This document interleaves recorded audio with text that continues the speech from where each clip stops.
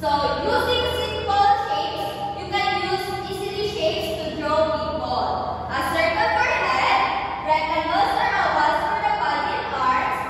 These shapes help you make your drawing neat and clear.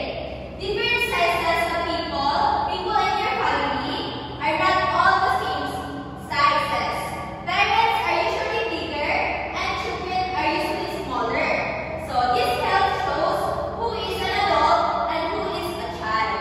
So adding a background to make your artwork more complete, you can draw or a background. So this could be your home, garden, or even a park, any places where your family spends time together. So now, let's have an activity.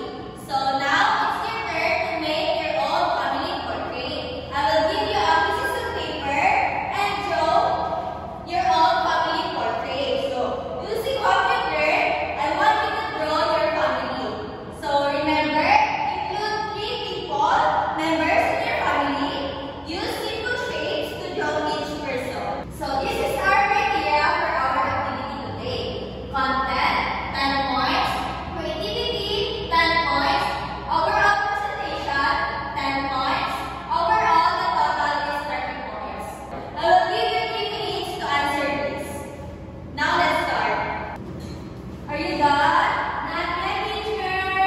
Okay, take your time.